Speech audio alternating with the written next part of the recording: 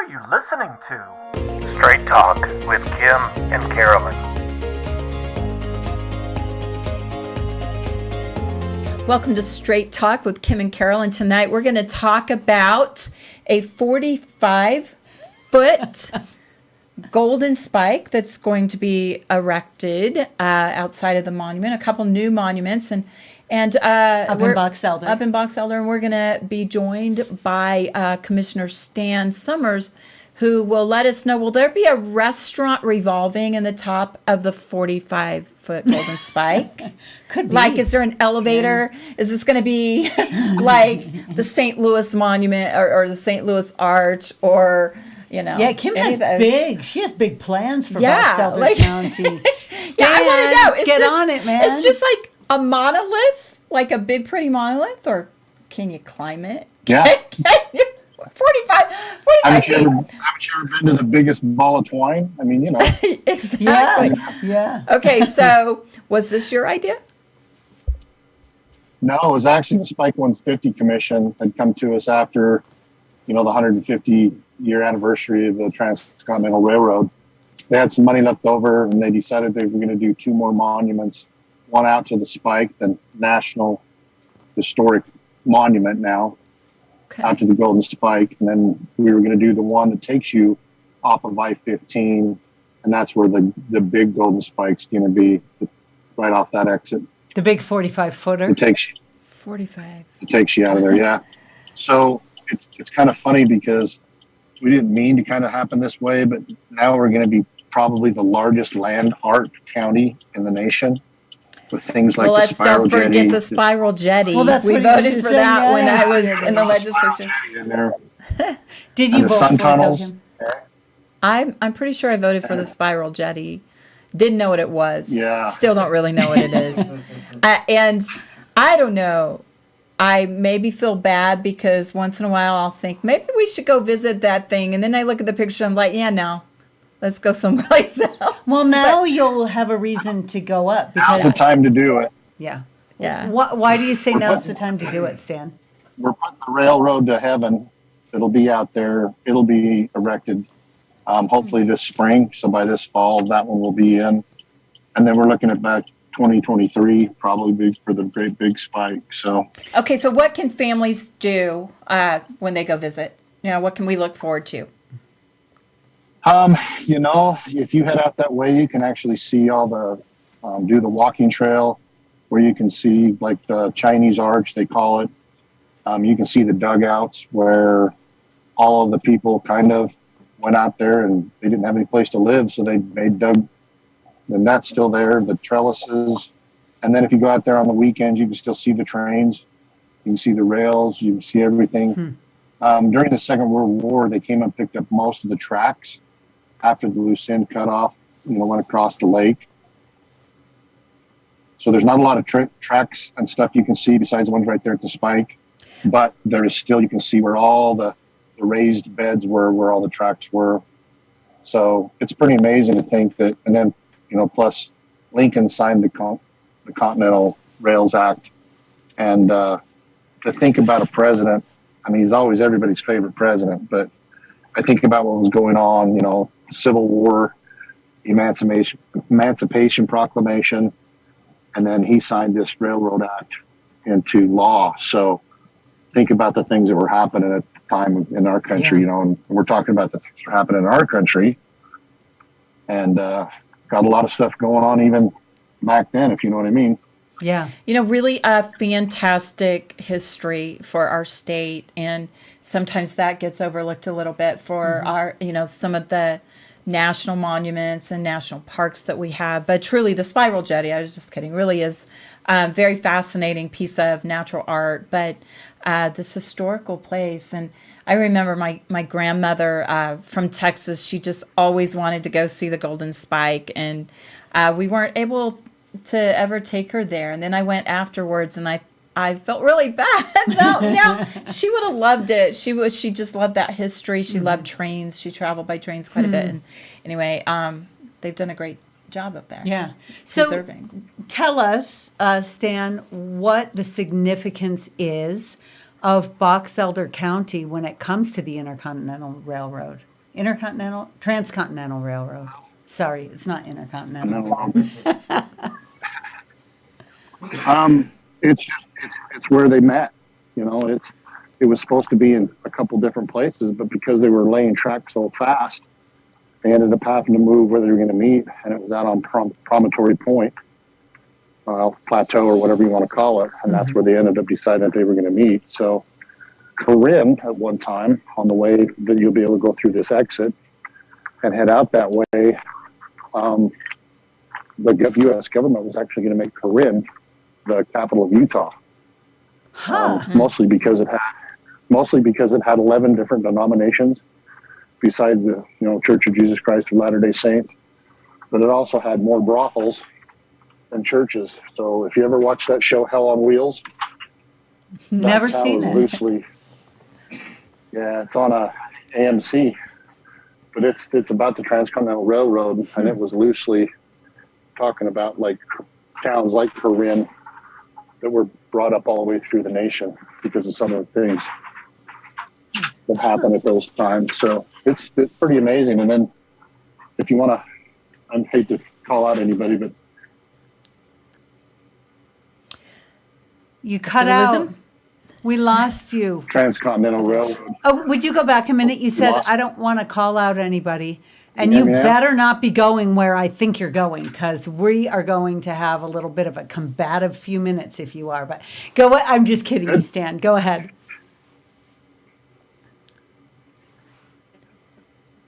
I think we've lost Stan.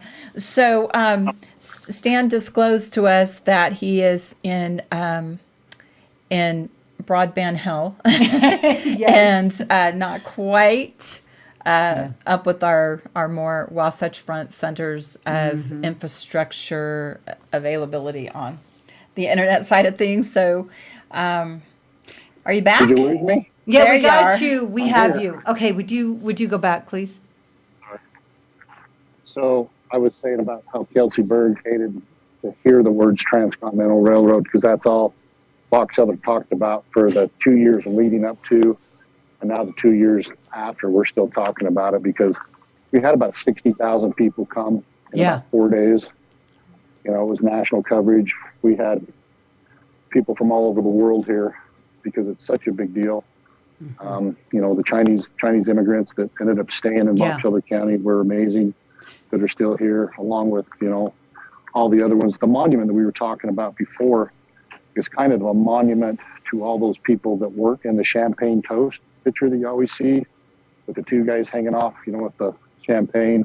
This new monument actually has all the pictures of the women, the minority groups, the Chinese, the Mormons, and it has their faces inside of this monument. So it's pretty cool. Matter of fact, when I talk about it, I get chills. So Well, it's going to be all those unsung heroes that built the Transcontinental Railroad. right. Well, and remember, so I was not in town when you guys had your big celebration up there, but I was in DC and I attended a celebration that was put on in DC at the same time. And it was by the descendants, the Chinese railroad workers' descendants were putting on an event there in Washington, D.C. in, I want to say it was at the Smithsonian at the same time you had the one back here. Because they actually, when they actually put the last spike, there was a telegrapher that actually put the word done to everybody in the nation. And simultaneously, there's people in Washington, D.C. and in Stanford, back in California, everywhere across the nation, they celebrated it all at the same time. So, yeah, it was a big deal. Nice. Not only 150 years ago, but still. And at this time, we're still, I hate to say it, but Box Elder County, if Utah's the crossroads of the West, Box Elder County is the crossroads of Utah. We have about 40,000 trucks a day that come through us with two major highways, I-84 and I-15, and then US 91 that takes you up to Cache County. But yeah, we have a lot of industry. We have a lot of things coming through here. And if you go out to the out there to the spike, you can just go a little bit further and you'll be able to see what we call the rocket garden up at North Grumman. And they've got every size of motor and every motor that they do from the shuttle clear down to like the flares. And you can go out there and see just how big all these engines are that they made for the space industry. So we call it rockets to rails. And it's pretty cool to get out there too. So. Okay, so where can people find out information about these different sites? If they want to head up there to Box Elder County, where do we go? Do you have that on your county page? Box Elder County. Yep. BoxElderCounty.org, Box Elder County Tourism. The Spike has their own Facebook page and all that kind of stuff. They have a cool steam festival during the winter. They bring out the engines and they steam them up, and they'll shoot steam 100 feet in the air. So it's pretty awesome to be able to get to these places. Yeah. We got one of the world's largest bird refuges right before you get off there. Has about 300,000 visitors a year, and then plus we've got one of the world's largest mineral content hot pots at Crystal Springs in Honeyville. But there's people that come from all over the world. We get about 500,000 visitors at Crystal Hot Springs too. So there's a lot of things to do. Plus, we had to go to Maddox. You got to go eat at Maddox. I've eaten with you at Maddox. Same. Yes. Same. Yeah. Yes. So, I think that we may need a road trip, Kim. We need a road trip.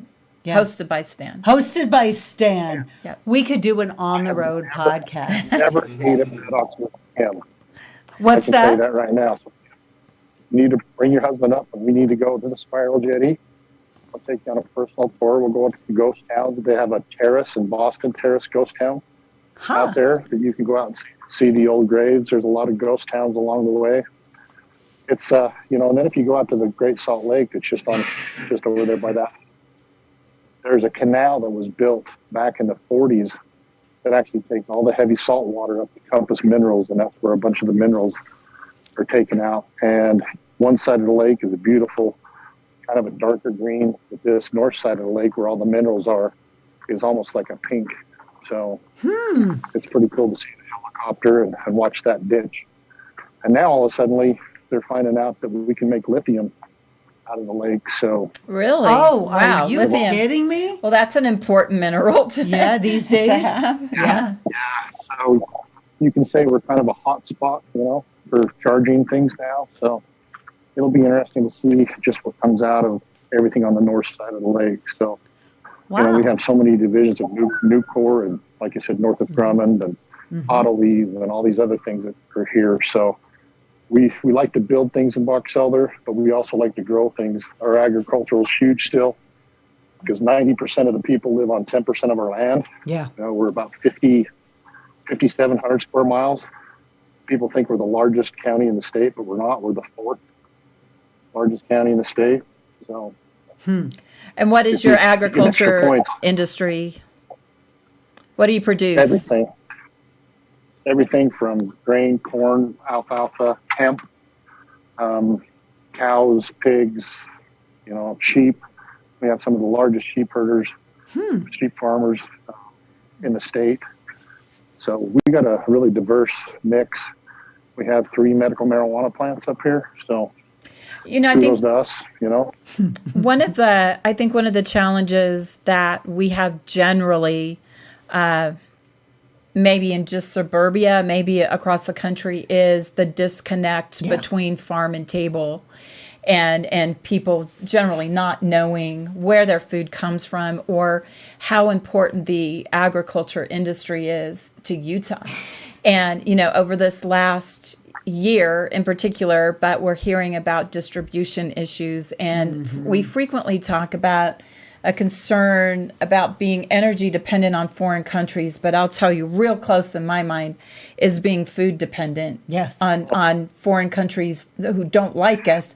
And so, I think there's a lot that people can learn about agriculture in Utah and how very, very important that is. And those farm to table opportunities and knowing where your food comes from. And it's so much of it right here. I was brought up on a dairy farm. So you get it. So I'm assuming you've had plenty of raw milk in the your loss life. of the small dairy farms is probably one of the biggest tragedies in the 50 to 100 cow. Oh yeah. I mean, when we wanted milk, yep, we just went and took the milk jug down and filled it up with the tank. That would explain why I'm so nice and husky. Drinking that good raw milk. I ran a bill on raw cream Oh, butter yes. and had no idea how the sort of large dairy industry would not be okay with that. But I really wonder, especially Wasatch Front folks, if they have any idea what our agriculture industry is They like. say that it takes 17 semis a day going in and out of different cities to keep them fed. So I think it'd be tough to understand and realize just how, I still do a garden. You can't take the farm boy out. You can take the farm away from the farm boy, but you can't take the farm boy away from the farm. And so I still have chickens, and I used to raise beef and things like that, even in the 5 acres that I have out to my house. But yeah, it's going to be a huge thing when all of a sudden these people, in Iowa and Kansas, and even, like I said, in Box Elder County and Utah County, really, and these people and farmers that they think food is instantaneous. They don't think it takes a year or 2 years to raise a beef or some of that things, and also it's not there on the store shelves. I mean, you're going to think about toilet paper when it's gone, but wait till you can't go feed your kids, right? Yeah. So are you concerned about sort of that disappearance of the American farm? Oh yeah. I said we used to run about 600 acres here in the area, and the only acreage that my side of the family owns out in Buffalo, where my great grandfather homesteaded, is the 5 acres that I own, that I bought my grandparents' estate. So my family has gone from running 700 acres to basically having 5 acres where my homestead is. Yeah. Well, sometimes people view the loss of farms and then the subsequent development as progress. And in some ways, that might be significantly regress for our ability to self-sustain in our country. And I would say, too, that a lot of the concerns that people, I think on all across the spectrum, but historically it has been concerns brought to us by the left. But I think there are a lot of legitimate concerns there, and that is concerns about factory farming, the treatment of animals, the quality of food that we're getting. And I think that the more we consolidate those farms, the more we eat up the small family farm, like Stan mentioned, right? The dairy farm that has 100 to 200 cows. The more that farmland is eaten up and housing put in, the more our supply is shifted to factory farms. And a lot of it is coming from out of the country. And I met a couple years ago with a sheep farmer who was telling me that some of the problems that they were experiencing with competition had to do with the fact that if one bit in the process took place within the U.S., it was considered U.S. produced, right? So you can have cattle or sheep or whatever in another country, even slaughtered, if I remember correctly, Stan, you might know this, in the other country and shipped here. None of that. I mean, packaged here, it was okay. What's that? If it's I packaged, said, and if it was packaged here, it was okay. That's what I was thinking. So we have very little control. While there are inspectors, if it's in this country, there is a federal inspector that's on that floor in all hours that it's open. That isn't the case in other countries, right? We're getting different quality of food. and we do have, I mean, Utah has taken some pretty good measures to protect sort of legacy farms and things like that. But yeah, like Commissioner Summers says, you know, we're losing the smaller, some of those smaller farms. But yeah, and we should care. And we've been trying to figure out a way to do some of this stuff. I know people, it's funny because they think I'm really pro-growth, but I'm actually really pro-property rights. So, if some of these farmers, if that's their retirement, I can't force them to have kids that want to come work as hard as they have to. right. So if they want to sell that stuff, I'd love to see all the orchards and everything else continue to grow and to do and to such. But so did all the people out in Syracuse, that are all That's right. now houses. And if you have a couple kids, and also Utah's at 1 million, 3 million people, and everybody has 2 kids, you increase the population, by every generation. So they've got to go someplace. We've got to realize that there's other ways to maybe do the hydroponics, and it's making us think smarter and safer and water wise and things like that. So I appreciate everything the farmers do. I am sad that I have like I said, I think there's a couple people out there, if they ever hear this podcast, will call me whatever you want to call it, talk out of one side of my mouth. But then I have to put my commissioner hat on and the health, wealth, and safety of my constituents. It's pretty tough to continue to tell people that they can't do what they want to do with their ground. So we're trying to figure out ways that maybe we can save some of these, higher density places, and then let the rest of the farms be farms for however long they can. So Yeah. but it's going to take all of us to do that. Yeah. Local, federal, state, private partners, everybody that you can think of to be able to continue to do the things we do in Utah. So, Yeah.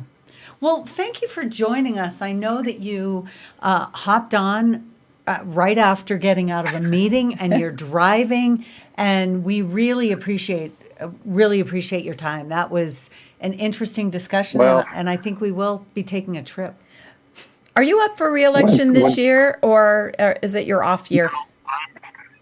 it's my off year, 2 years, but I'm not going to run for re-election unless something happens between now and then, which I don't know what that would be. But I'm home taking care of my wife and my kid. My boy's still struggling, and my wife's still struggling after COVID. So it's a good thing that I'm just here. But, hey, when Kim and Carolyn call, you just hop on and do what you're supposed to do, right? Well, look at you. You just do what you're supposed to do always. So sorry about your wife. I didn't realize she was struggling after COVID, and your son has had long-term health challenges. So thank you for your dedication to your community as well as Thank to you. your family. Yeah. Thank you guys for letting me get on and BS with you. Just let me know. We have to go to the Golden Spike Burgers on our way out to the Spikes. It's been voted the best burger in Utah 3 years in a row. So we won't have a restaurant on the Golden Spike, but we can have one down the road. So Awesome. Thanks for joining us. We really appreciate it, Commissioner. thanks for letting me have a chance. Have a good night, you guys. Yeah, Good you night. See you too. soon. Bye-bye. Bye. So, That is yeah. kind of one of those issues, right? Yeah. It's a perennial. It's an ongoing. Yeah. The loss of the American farm, but and where housing is needed, where business development Yeah, occurs, it's and hard. so the question of what is a role of government Yep. in that in a free market Yeah. that emphasizes property rights and That protects property rights. protects right? property rights, but we do have some protections for legacy farms, for the 100-year-old farms that are continuing to produce and that those farmers want to maintain that. So so it really protects the farm that wants to be the farm from things like eminent domain. And having their farm seized and things like that. But it really is something, to think about. I have a favorite sort of bulk grain company that historically I've purchased everything I've needed from. Yeah. But the last couple months when I looked them up, everything is out of stock. So we should talk about that in a future episode. Some of the Yes. distribution. We have a president who's announced to the whole country that food shortages are coming. So whether they were coming or not, he may have caused a run on food. That's true. He may have created some there. But Yeah. yeah, we should talk about that and how that might impact. So it's great because we have. It's great to have Commissioner Summers because we've mainly talked to elected officials along the Wasatch Front in the more Yeah. urban and suburban areas. So it's great to have one of our rural or more rural. Yeah. And Box Elder, commissioners. I think we can consider pretty rural. A lot of land, not so many people, but a lot of issues and a lot of things going on up there, it sounds like. Right. So that's great to hear. Yeah. So it's a great time. So, yeah. Yeah. All right. Oh, yeah. We will, let's have a quick word from Fosmu on our way out. Thank you for your work tonight, Fosmu. You're welcome.